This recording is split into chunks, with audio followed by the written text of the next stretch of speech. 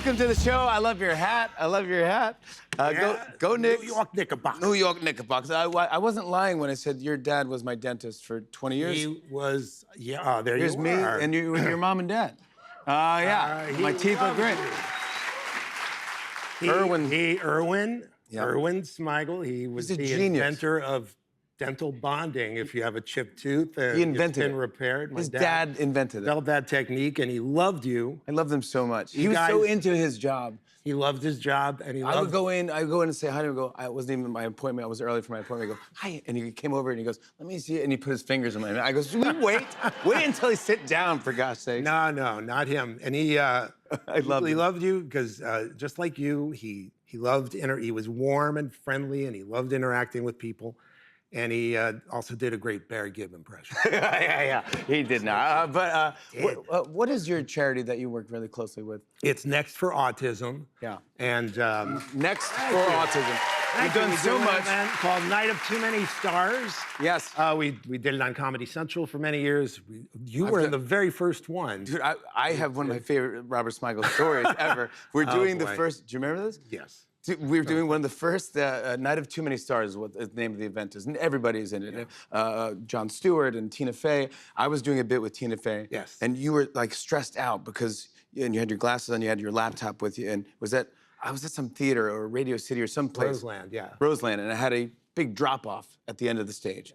Where the orchestra 5-foot or something, drop a 5-foot drop. Yeah, okay. So you're typing in, and I go, Smigel, what's up, bud? What, you stressed out? And you're like, man, I don't want to say it. He goes, I got to change any dirty words because it was airing on Comedy Central. Oh, I was on NBC. The first one was on NBC. Yeah, and they were really, yes. So you have to change all the F's to S's. And I go, what? And you go, I have to change all the F. Yeah. Thank you. Okay, yeah. And I remember you're doing it, and me and Tina are doing this bit, and then you're typing on your laptop, and you go, God, and you go, and you fall into this abyss.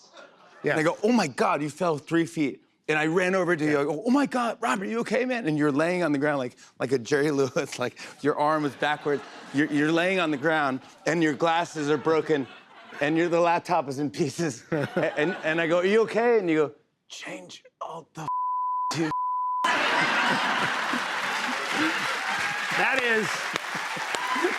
That's improv training. That is real improv training. Any situation. That was your dying words. Yes, in Chicago, it's Players Workshop of the God, Second that City. made me Any laugh. situation, be ready to You've improvise. written some of the funniest sketches and bits of all time. You are the All of voice. them, actually. Every single one All ever, of yeah. them. Yeah, I You're the used, voice. You are Triumph the Insult Comic Dog. That is you. Thank you. I saw you at the Nick Parade. But you've also written so many classic bits for Saturday Night Live. I mean, you do the Superfan, the Bulls, the Bears, the Bulls, the Bears. Oh, yeah. Yeah, we had a lot of fun this year. It was kind of surreal to see the Pope turn up as a Chicagoan. Dude, the Pope, that's you. Pope. Dude, the Pope. I know. I wish George Wendt was around to play him, but I got to play the Pope on an Adam Sandler concert tour in Chicago. You did? I played the Pope, Oh, and I was fantastic. like, yeah, we're going to make some changes in the Vatican. You know, and he had the hat with, like, the Bears logo and everything. What changes were you going to make? You know, we're introducing beer-battered communion wafers. Also, you invented the Five Timers Club at Saturday Night Live. Well, I maybe definitely wrote the first one, and I don't know exactly how it came about. I was definitely inspired by Tom Hanks. Oh, really? Yes, by a Tom Hanks impersonation of Lorne Michaels. Talking about, it's okay to imitate Lorne Michaels on a Lorne Michaels produced program. He loves it. Oh, I love it. So Tom Hanks did this impression of Lorne Michaels. This was like by the third or fourth time he'd hosted. And Lorne, you know, is an expert on a lot of things. Of course. Especially all things SNL. So he's like, the first time you host a show, it's like, oh my God, how am I going to do it? Why am I even here? It's full imposter syndrome. Second time you host a show, it's like, I can't believe I made it through the first show. Is it possible I could possibly do the second show as well as the first show? Third time you host a show, you're like, okay, I got through the first and the second. I'm the king of the world. And then the third show's a little bit of a disappointment. Fourth time you host a show,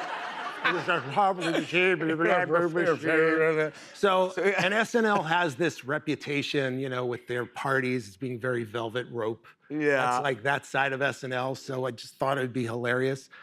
By the time he came, it was like 1990. He did it so many times. So And I just thought there was a secret It's a club. 5-timer, and you know, now it's time for the club. And Lauren actually helped me write it with Conan and Greg, but that was the first one. And I remember Steve Martin was in it. My favorite line was Steve Martin coming up very, you know, in the robe, very cocky to Tom Hanks. You know, I like the cut of your jib, young man. And then he says, "Oh my God, it's so excited to meet you, Mr. Martin." And he's like, "Please, call me Mr. Steve Martin." That's a great line. He delivered it. He crushed Like Steve Martin. the line. only way he would do it. Talk to me about Humor Me with Robert Smigel and Friends, this podcast. This is, well, Jimmy, I'm in my 60s. I'm past my peak, so it was time to do a podcast. Yeah. That's how it works. That's how it works. That's correct. So my wife came up with this idea. My beautiful wife, Michelle, Yeah. came up with the best. all I wanted to do. I had a lot of fun. I just reminisced about how much fun I had in writer's room. The most fun part of comedy is creating the idea. Wouldn't you say? Well, you must have a blast performing everything, but You've written some great. No, But- I don't have the talent these guys have. well, coming up with the idea is the real joy, and then there's a lot of work, and then when it works, it's amazing. But So the premise is. the premise is, I just wanted to get writers together, and then Michelle came up with this idea that why don't you have people leave messages on a website requesting help for things like whether it's a wedding speech, and then I bring in writers and performers, you know, everybody from, you know, guys from Saturday Night Live like Mikey Day and Letterman is. Letterman did the show. I had a guy a Turkish comedy nerd who wanted to write a letter to this amazing writer, Steve O'Donnell, who had written for Letterman in the 80s.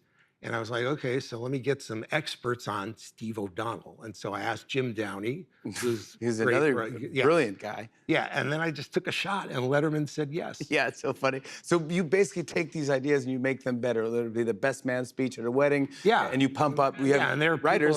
Yes, and there's some crazy ones.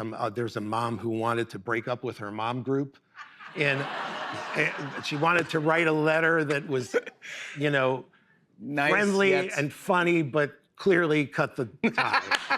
And then there's another guy who wants to actually have a seance with Christopher Lee from Lord of the Rings. He's a big Lord of the Rings fan, and he wants help saying funny things. I love the idea To the spirit. that's the hard part.